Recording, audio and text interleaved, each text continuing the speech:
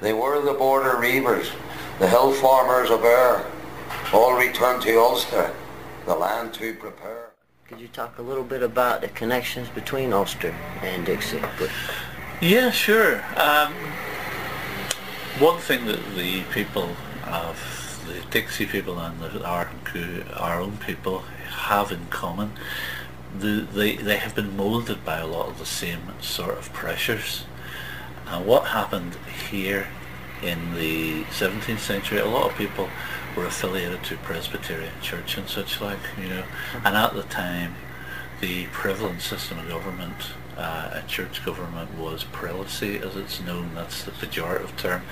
Episcopacy, the rule of bishops and this sort of thing, and the church, basically the state telling the church what to do, and you know, you obey, and if you don't obey, then you don't have any political office, your marriages are not recognised, your children aren't able to inherit because legally they're described as illegitimate.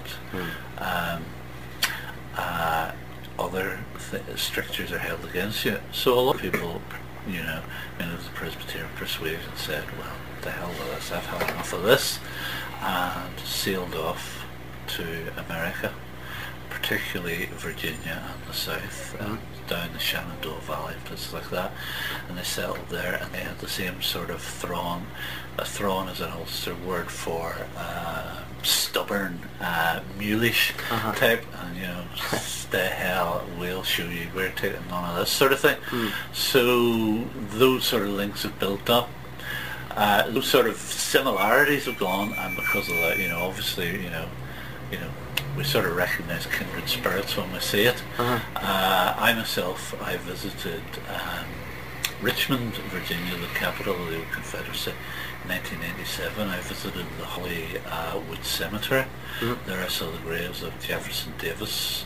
I saw the grave of Jeb Stuart. And I realised, you know, these are people, you know, who had Ulster ancestors. Davis had Welsh ancestors as well, by the looks of things. But these are people who were kindred.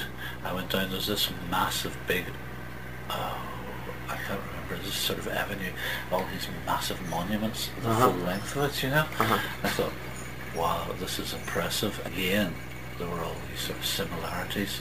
When I walked through Hollywood Cemetery, the lesser known names, there were so many names, you know, Buchanans and names like that, all sort of names that resonate, because if I walk up round the corner to the Shangle Cemetery, I'll see similar surnames all up and down those headstones. Here in Ulster, yeah. Here in, well, there's a cemetery around the corner there. Yeah. And, you know, if you walk in it, look at that, and then go to Hollywood Cemetery in Richmond, you will see similar surnames. And I thought, you know, that link is there, you know, and it's a cultural link, it's a spiritual link, it's a historical link.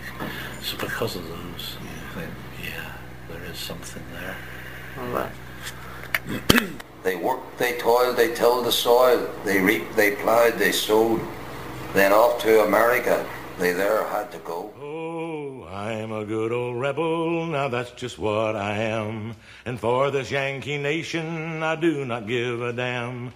I'm glad I fought again, I only wish we'd won. I ain't asked any pardon for anything I've done. I hate the Yankee nation.